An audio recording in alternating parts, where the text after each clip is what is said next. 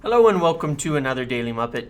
Today's video we're going to talk about the next step in the sale process, some clarity regarding the transfer strategy for this summer and where Erik ten Hag is intending to take the club from an overall kind of plan, sense, personnel, and all of that. And then talk about a few of the details, getting into the players that United are tracking, as well as potentially some updates on the situation of one Gonzalo Ramos and United's prospective pursuit of said player. So let's move forward into that.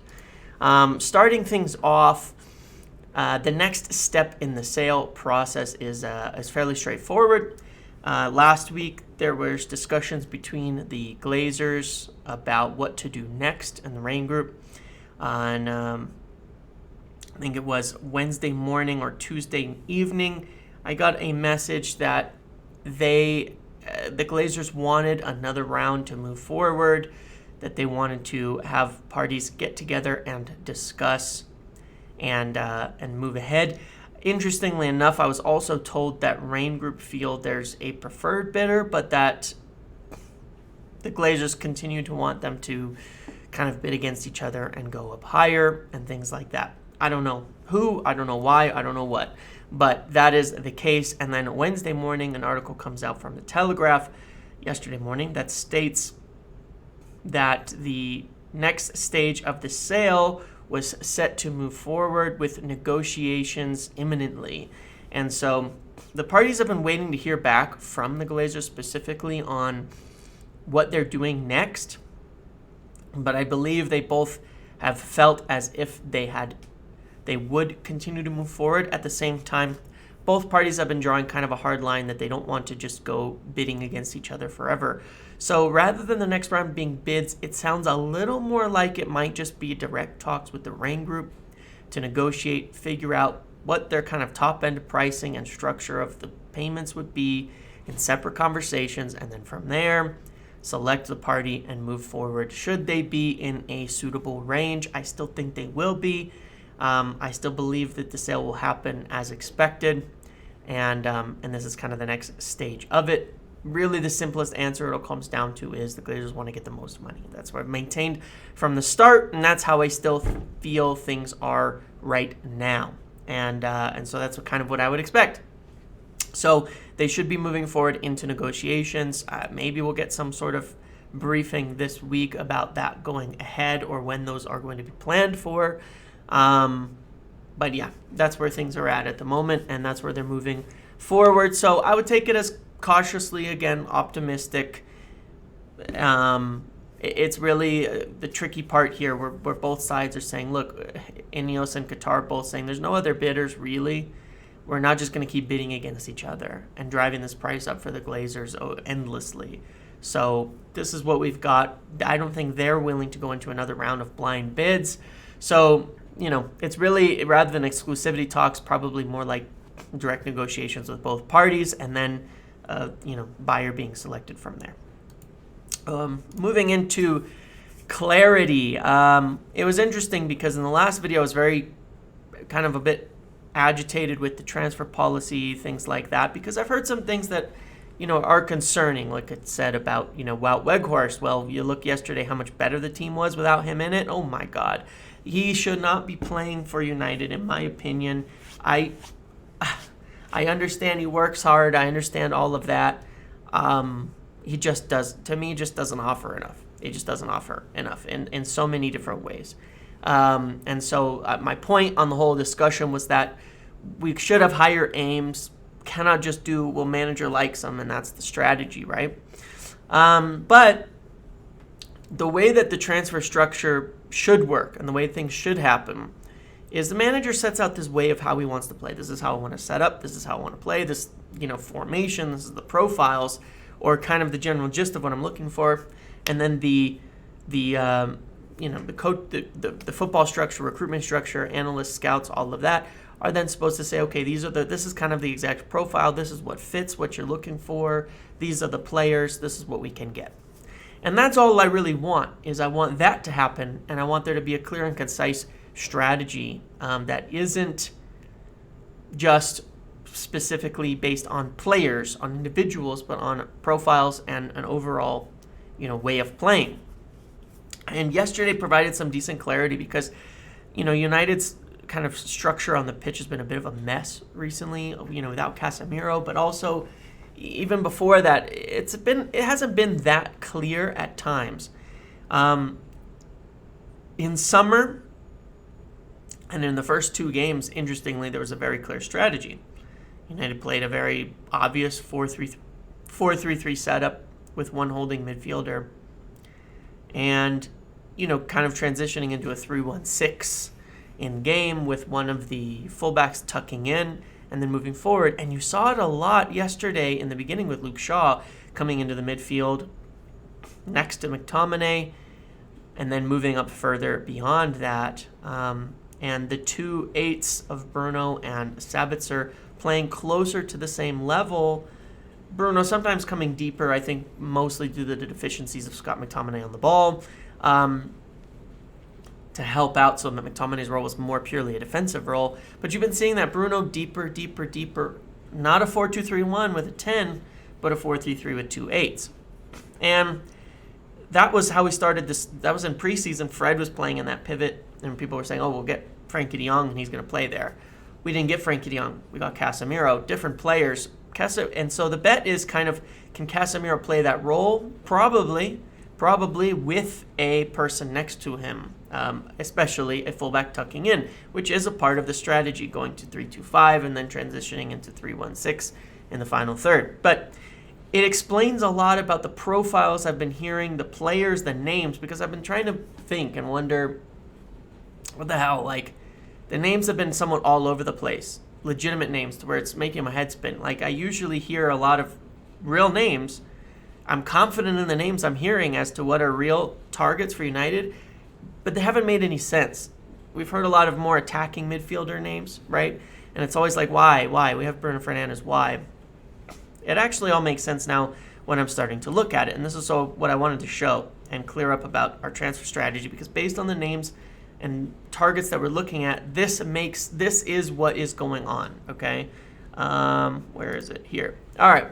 So moving into next year, the front line is simple. On the left, you're going to have Rashford. You have Rashford, Sancho, and Garnacho. We have a lot of options there. At number 9, we want a striker, and we'll come back to that. Obviously, want a striker. That much is totally clear. Right wing, Antony. You might see Pellistri or Ahmad, or again, Mason Greenwood may end up being the one who plays behind him there. And then at number 9, you also have Rashford who can play there. And again, if Mason Greenwood does return, he can also play there. So you've got a lot of depth and options if you sign that big out-and-out striker. Number 9, profile we'll talk about. In the midfield, it's gotten confusing because it's been, you sign a Frankie de Jong. Why are we looking at all these attacking midfielders if you want a Frankie de Jong? But if you look at the profile of the names that are coming up and a lot of the targets that are real, and I'm going to run through all of them in a minute, what you're looking at is, and I expect when Eriksen returns with Casemiro, you to see this setup. Bruno and Eriksen higher, Casemiro deeper, I think, anyway. I'd be surprised if we move away from that setup now, because we've been doing it a lot. That's where Sabitzer's been playing. That's where Fred's been playing. And obviously I think that's how Ten Hag wanted to play starting the season. We just couldn't. We got smacked. And so he had to change. And now I think that's what we're going to go back to, is more of that 4-3-3 with 2 8s. And then, in build-up, you'd have, this is where it ties in that back line, one of Shaw, or on the other side, maybe it's Timber, tucking in next to Casemiro and making kind of a 3-2-5. And he played that way a lot, for sure. And so you're talking about, obviously in that midfield, that profile of a more box-to-box or attacking midfielder, more do-it-all midfielder like Fred or Sabitzer, but an upgrade, obviously. Like Eriksen on ball, but with more defensive work. And then in the back line, you're talking about, can Dalot or Wan-Bissaka do that role? I don't know. Then it means Shaw would have to, but then you don't really have the options to go the other way if you want to balance it. One game you want Shaw dropping in, one game you want, the right back getting in there. I'm not sure. That's why I like the opposite profiles of having Wan-Bissaka on one side.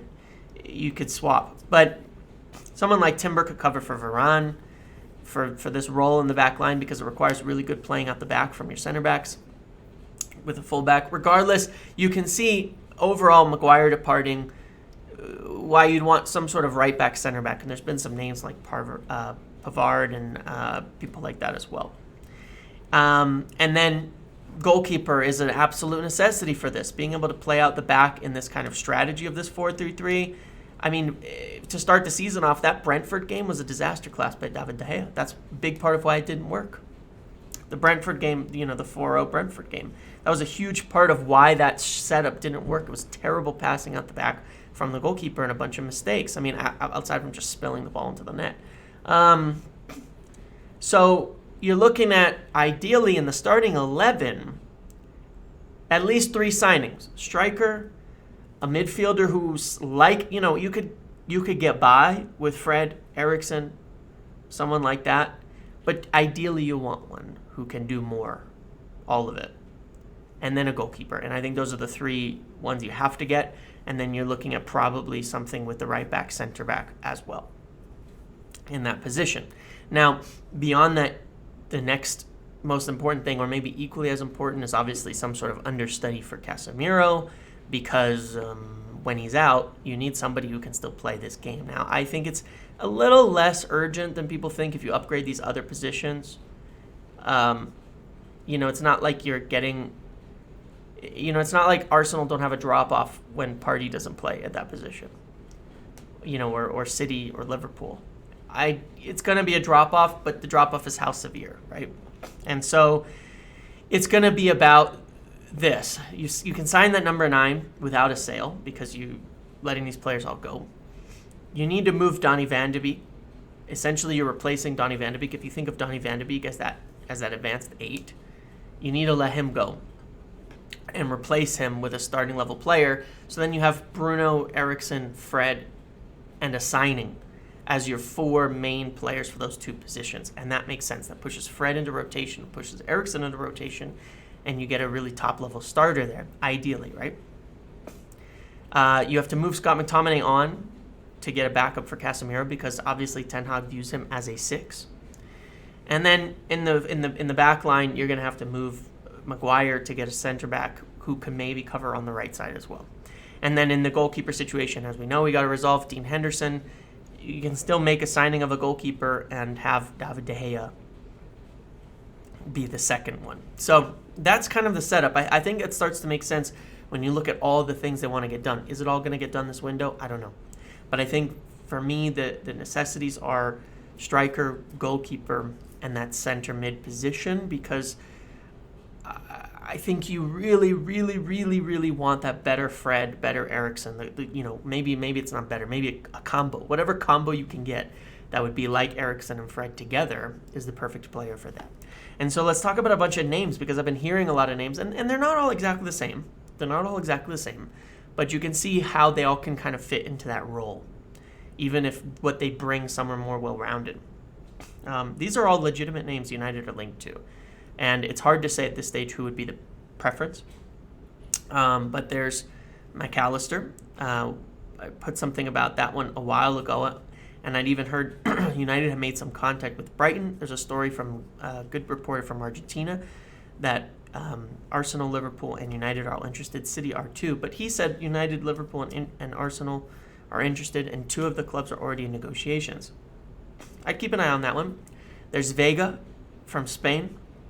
Very interesting target that could fit into their 40 million release clause. I would keep a strong eye on that one too. Perfect fit for that kind of position. There's Nunes from Wolves. I think would be very expensive, but is a really, really good player. A little more well-rounded as a player, box to box, dribbling, carrying the ball, moving it forward. There's Kudus, who we've heard about a lot. Erik Ten Hag, when he used him, primarily deployed him as that advanced 8 in the midfield. Makes a lot of sense. I don't know if he's the player I would prefer, but we've seen the links to him. Eric knows him, so I wouldn't be surprised. Marcel Sabitzer, obviously, in the team for that reason, right? This is the exact role he's playing now. They were considering an option to sign him when they got the loan, and so still on the cards. But I think you probably want better. I'm just saying, personally, I think you probably want better because you're talking about the starter for the future. But good player. Again, you can see kind of the profile being built here. Mason Mount, even if he's not a player I want, even if I think the demands are too strong, he fits. He fits the profile. He fits it. He does. He fits that job. And I get it. I understand why there's legitimate interest in him now. Kefrem Thuram, also a player who fits that, who's maybe a bit more box-to-box, but also very much could fit that profile. And then a name that's kind of drifted around for a long time that I don't think will sign, but Yuri Tielemans also fits the profile in terms of the position. They all bring like something a bit different. Some of them are a little more well-rounded, some are a little more attacking, but I think they're all enough. They all could fit into an 8. Into an 8 in a 4-3-3. I think all of them could fit that. And that's why those names all make sense. And then for backup 6, you might hear names like Zubamendi, Lavia, Palhinha. The challenge with a backup 6 is someone who's willing to sit behind Casemiro, which isn't going to be someone who's trying to make a major step in their career, because it could be 3-4 years before they're starting consistently. So, we'll see. Maybe there's some cheaper, less known names that have been linked out there. Maybe it's Iqbal, maybe it's somebody like that comes into the team. And then the other thing I would say is if you make that signing of that 8, then this is where I've heard that you could potentially bring Hannibal back, and it makes sense why you might want Hannibal in the team next year. If you have a signing plus Bruno plus Eriksen plus Fred, you have 4 for those 8. Having a 5th as a youth player is a good way to get them starting in with some rotation minutes here and there. If someone's out with injury, they can be the backup on the bench and come on as a sub. And that's the perfect role for Hannibal Mejbri. The perfect role for him to step into. It's the perfect role for Kabi Mainu in the future as well. So it makes a lot of sense. It's the right kind of setup. I've just run through all the names. But yeah, one thing I'd like you to do, let me know your thoughts. Let me know your thoughts on those names, on who would be the best signing that you think. To me, it denotes a clear shift in strategy away from Frankie de Jong and such, understanding that he's probably not going to come, because you can't sign those players and Frankie de Jong and have Casemiro, de Jong, Bruno, and these players. It doesn't make sense. They're all not going to start. It doesn't. The profiles don't start to make sense to me. If Frankie de Jong was available, would Ten Hag switch his strategy back to more of his, other formation? Maybe he would change his whole strategy for the player. I hope we don't do that, because I don't think that's the right way to build things. But I see this as a view that Frankie de Jong is incumbent, and so this is the strategy we want to do. Casemiro is going to be at the base of that. We think he can do it. Given all of that, I'd like to know who you think would be the best fit for that position. And then in terms of priorities, my view is if you're going to do this setup, which I like, it's a very attacking setup, it's a very dominating setup. It's very much like Pep does with where you might have Rodri and Kevin De Bruyne and Gundogan on the team, or in the past David Silva and De Bruyne. I like it. I think as a priority, you obviously need a striker who can be competent, hold the ball up, score, create.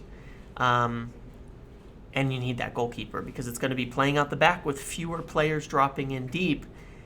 The goalkeeper has to be really good playing out the back. They have to be able to chip the ball over to those fullbacks. They have to be able to beat the first line of the press. And I think that is an indisputable thing that needs fixing. And so those will be my priorities alongside this, is get the striker, get the goalkeeper, move Donny van de Beek out, and get that. And I think if you did that, then you would have a very, very, very solid 11 with some decent rotation options.